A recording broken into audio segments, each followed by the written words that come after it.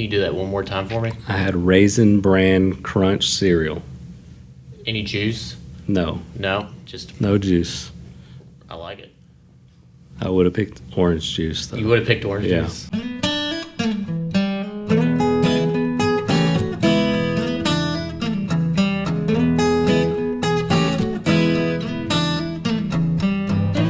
This episode of Bourbon Pursuit is made possible through listeners like you supported through Patreon and with partnerships brought to you by the following.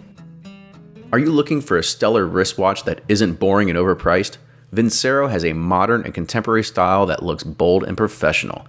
Get 15% off all of Vincero's stunning collection using promo code BOURBON at getthewatch.net. Hey everyone, we hope you had a great Christmas. We're going to end the year strong, having 2 podcast releases this week. This episode has Ryan featuring a controversial topic with bourbon using the TerrePURE technology that basically creates a 4 to 6 year old bourbon in a very short amount of time. Now, it's not overnight, but it is an unbelievably small period compared to everything else. Unfortunately, this is a shorter episode, and if this is something that piques your interest, let us know, and we'll try to get more in depth in a future episode. But with a patented technology and a proprietary process, I'm not sure how much further we could possibly dig. I know lots of you are wrapping up your holiday travel and headed back to town or into work this week, so please take the 3 minutes and fill out our audience survey at bourbonpursuit.com/survey to get entered and win a $50 Amazon gift card.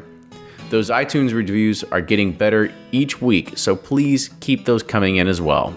And with that, enjoy this week's episode.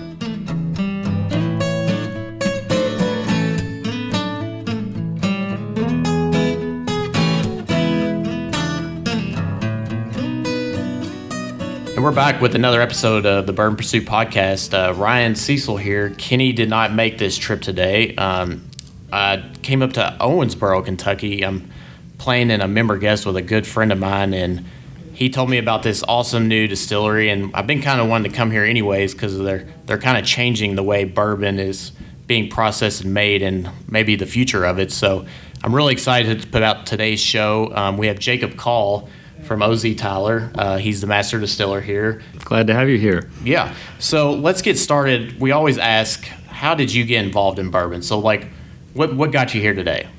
So I'm a third-generation distiller from Bardstown, Kentucky. My grandfather, my father both worked for Jim Beam, and my father was recruited to Florida Distillers in 1990, and I went to work with him and ran a couple distilleries there in Florida, and that company was sold, and I knew Earl Hewlett, who is the CEO of our company, and decided to come to Owensboro to make good Kentucky bourbon. It was a kind of a once-in-a-lifetime opportunity to get to take this old historical facility and bring it back to life. So. Yeah, cool.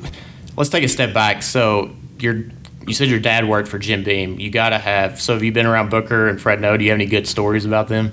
Because they are characters. Yeah, I do a little bit.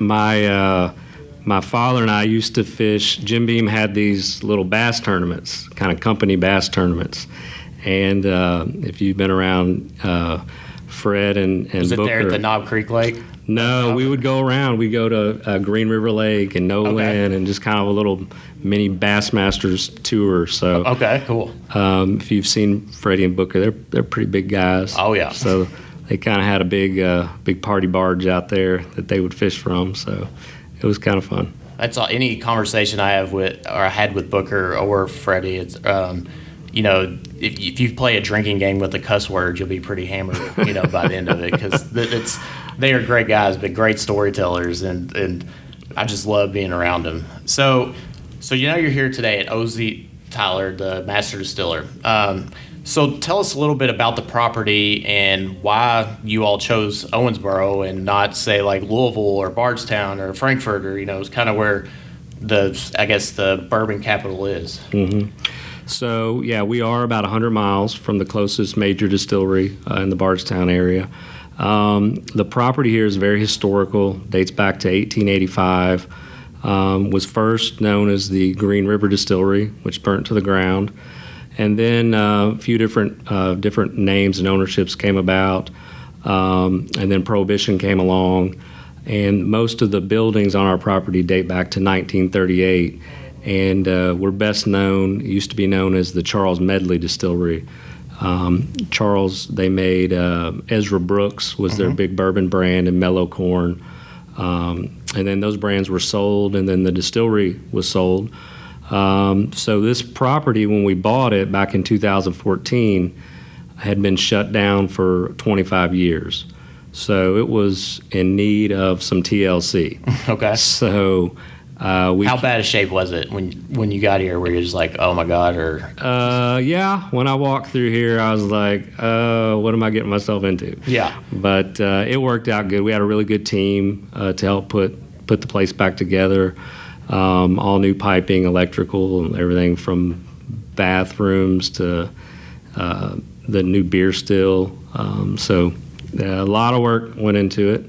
But we started making bourbon here again August 26th of last year, 2016. So the impressive thing is when I drove in, I was kind of surprised at the size of the property and how much resources I guess you have here. I mean, you got I didn't count any warehouses, but there's quite a few, and I mean, you got huge fermenter pots. I mean, it looks like you all can pump out some bourbon right now.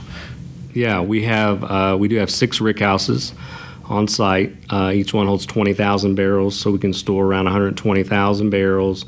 We probably got about 50,000 on hand at the moment. Presently, we're kind of fermenter locked. We only have 8 fermenters, and we can make around 18,000 barrels a year of bourbon. But we're going through a big expansion project at the moment. We actually had one of our new fermenters delivered today, and we'll have one tomorrow and one Monday. So we're going from 8 to 20 fermenters, and that will take us around the 70,000 barrel per year mark. And then we're already looking at maybe expanding past that. So, well, what is creating all this expansion? I mean, y'all are obviously new, so I mean, is it for the OZ Tyler brand or for other brands? It's a little bit of everything. We, our business, our parent company is Terressentia, based in Charleston, South Carolina, and we have a bottling plant in Charleston, and we do a lot of private label bottling for big liquor store chains and retail chains.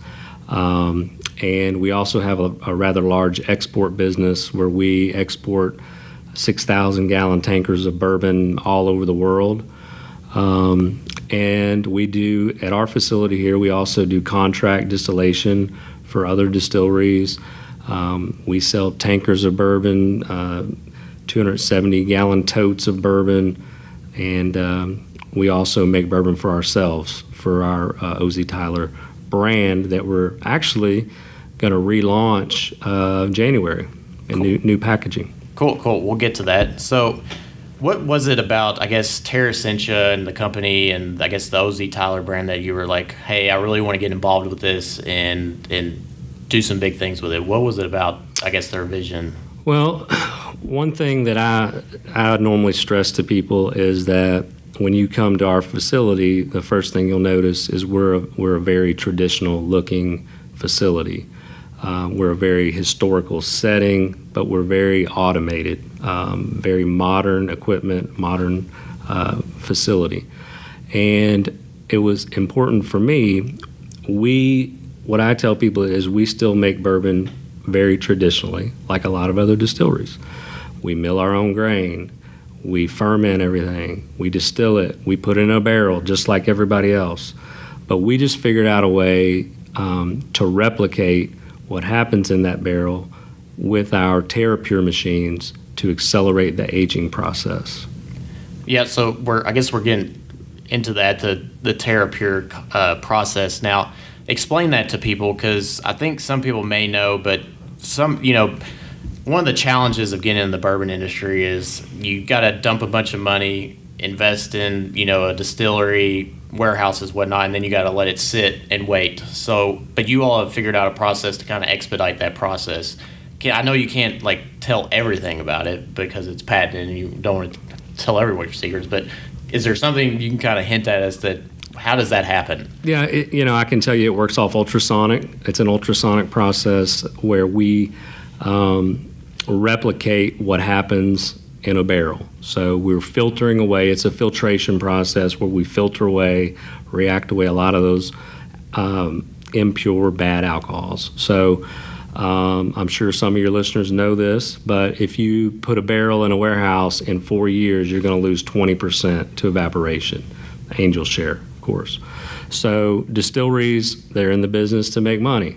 So that's profits literally going up into thin air. So big distilleries, bigger than us, they have struggled for years to figure out how to age bourbon faster. So some of these big distilleries, they do what's called heat cycling. They will heat up a rickhouse to trick the barrels into thinking there are 6 seasons instead of 4. People have used little 5-gallon barrels to increase surface area. So we just have a patented way where we can replicate what happens in that barrel in a much more controlled, faster environment. So it's not just marketing BS. It actually works. No, and we will be glad to let you taste some here shortly.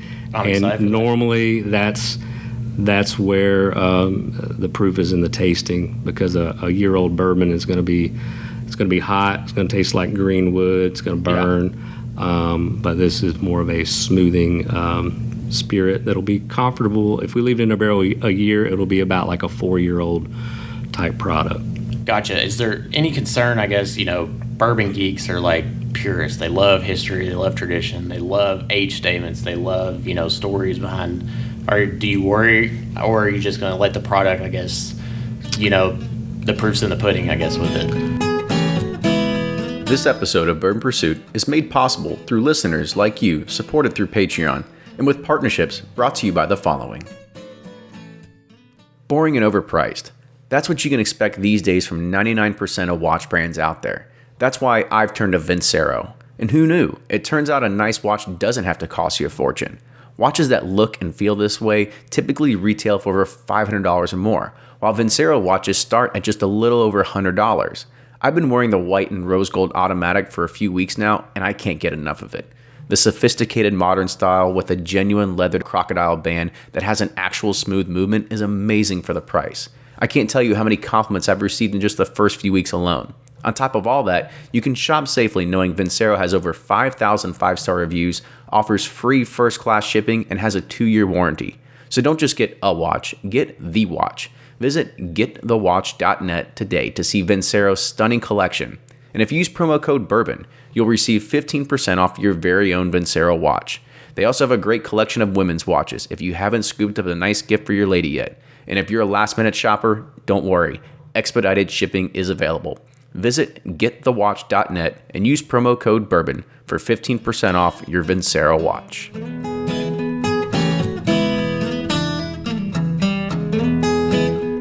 Is there any concern, I guess, bourbon geeks are like purists. They love history, they love tradition, they love age statements, they love, stories behind. Or do you worry, or are you just going to let the product, I guess, the proof's in the pudding, I guess, with it? Well, one thing about the TerrePURE process that I'm excited about is what makes us different than the other 150 bottles of bourbon that are on the shelf. Yeah, because you see a new craft distillery bottle on the shelf. Every time I go in there, I'm like, well, there's 10 new distilleries popping up. Like, why would I buy their bottle? But yeah, definitely, you're doing this process that speeds it up. I'm more interested to try it and see what's going on. Right. So, and if we leave it in a barrel 2 years after we run it through our process, it's similar to a 6-year-old. And if we, do it for 4 years, it'll be about like a 10 or a 12-year-old product. Gotcha. And so what if it works so well, do you think the big boys would be like, hey, can you license this product to us? I wouldn't be surprised if that were to happen at some point in time. Yeah, so one thing I wanted to talk about was the OZ Tyler brand. So how did that brand come about? Okay, so the gentleman that introduced invented our TerrePURE process, his name was Orville Zelotes Tyler III. He passed away about 3 years ago, and we named the distillery after him, O.Z. Tyler. And he was an inventor. He invented things like the lining on the inside of soda cans to keep the acid from reacting with the metal. He invented indoor-outdoor carpet, washable wallpaper, washable exterior paint. So being an inventor... It's like that as seen on TV guy. Yeah. Like, you've got everything. Very creative guy. Yeah. So, that's how our company was founded, based off of his process. The TerrePURE process actually works on all spirits, but with the shortage of bourbon, bourbon was kind of our sweet spot because we could fill a gap in the marketplace by selling bourbon at a faster clip than other distilleries.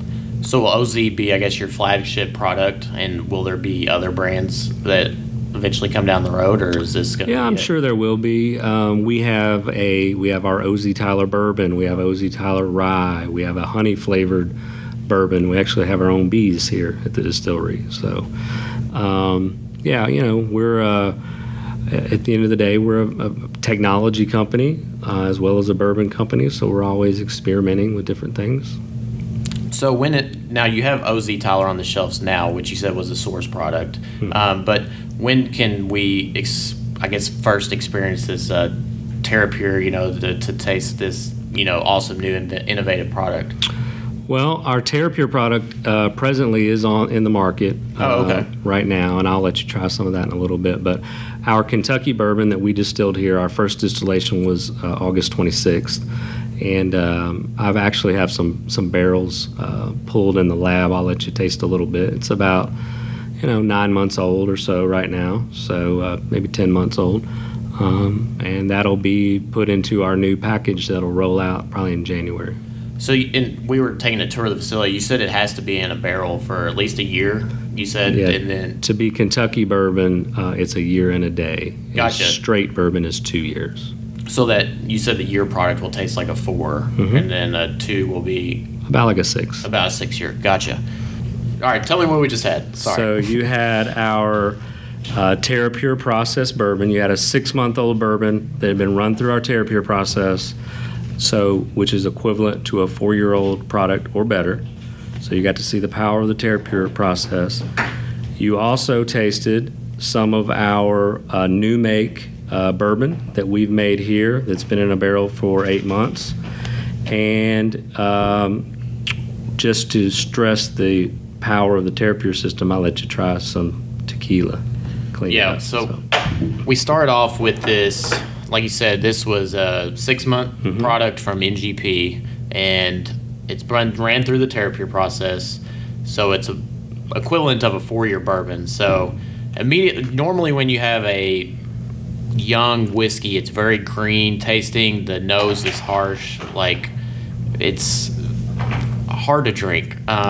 The first thing when I put this to my nose was like, okay, it already has those caramel, vanilla, those typical older bourbon characteristics, and I'm like, wait a minute, this does not smell like a 6-month-old bourbon. And so I'm honestly blown away by it. That's why I tell people you just have to taste it to believe it. So, and I mean it tastes like a 4 to 6 year old bourbon. Honestly, I mean it's insane. And then so that was an MGP product, which it's great. But I was even more blown away too by your new distillate that hadn't even been through your TerrePURE process. So that was a 8-month, you said? Yeah, that's an 8-month-old. Been in the barrel about 8 months. That's a 78% corn, 13 rye, and 9% malted barley product that's gone into a number 4 char Kelvin cooperage barrel. Gotcha. So normally when you drink an 8-month-old whiskey, again, it's very green, harsh, like corn bomb. The potential in that whiskey is insane. Like, I want to taste that through your process, but also like in just a normal barrel aging, like normal craft whiskeys. Like, where did you get this from? Like, well, what I tell people first of all is I don't consider us a craft distillery. Right. because of our size, we've got a 54-inch still. Our production capabilities next year will be larger than Four Roses. We'll be just under Wild Turkey's production numbers. So we make a very traditional, our bourbon is very traditionally made, put in a rickhouse just like everybody else. We can just enhance that with our TerrePURE process after we dump the barrel. Now, are these your recipes or that you kind of finagled with, or you got? Yeah, I worked with my father on the recipes and kind of put a little bit of my twist on some of them as well. So just a little trial and error. Yeah.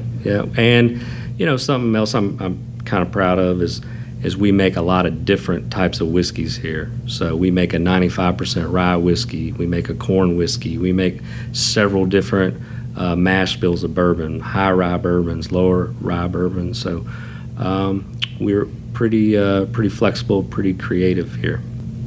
Where can you find that? Is OZ Tyler just in Kentucky, or is it all over? Mainly in Kentucky. It's also in South Carolina, near the Charleston area. But we, with our package change and relaunch, we haven't really decided yet on our distribution market or team yet. But I'm sure it'll be, probably Tennessee, Indiana, Ohio, Kentucky, kind of that area close to us. So. Gotcha. So where do you see the future for OZ Tyler? Is it, focusing on this brand, or kind of expanding the sourcing, to other brands? Where is Terressentia, I guess, focus on mostly? Well, right now we're still we're filling that bourbon shortage gap. So we're taking on new customers literally every day.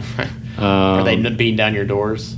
We're very busy. Very busy. Gotcha. So we ship, it's nice to be diversified and have income coming in from different sources, such as our bulk business, our bottling business, and then our barreling business. But, I think at some point in time, who knows how long that'll take, at some point, I'm sure the OZ Tyler brand will take off, and it'll maybe eat into some of our production, and maybe one day we'll have to expand even further like some of these other distilleries. So. That's the game plan, right? Yeah. Awesome. Well, I really appreciate your time and showing me around the property. I know I pulled you on short notice coming up here to play golf, and I was really impressed by the property. I was kind of blown away. I thought it was going to be just, most craft distillers, when you show up, they're like this little tiny one-room distillery, and you're like, oh, this is impressive. But this is a really cool property. I think people will enjoy a tour here. So do you do tours currently? Yeah, we do. We do tours Monday through Friday at 11 and 2, and we also do 3 tours on Saturday. Gotcha. And if people, I saw that y'all had awesome events and event space, so it's open to rent that out as well. Yeah, they can go on our website and just check us out. We do weddings, we do corporate events. We even had a big derby party this year on our grounds. So future's bright here at the distillery. Well, I'm pretty excited to taste this OZ Tyler, the TerrePURE, and see what it's all about. Owensboro is obviously known for its barbecue. What do you prefer, Moonlight or Old Hick?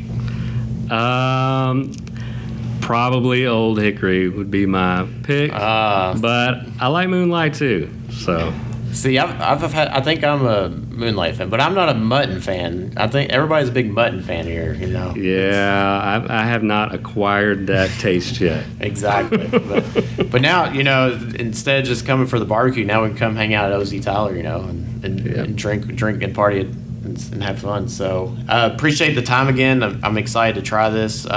If you like what you hear, please follow us on Instagram, Facebook, iTunes, @Bourbon Pursuit. You can check out all our social media posts. Kenny does a great job of keeping everything updated. If you have any show suggestions, please let us know. We'd love to hear from you guys, and we'll see you next time.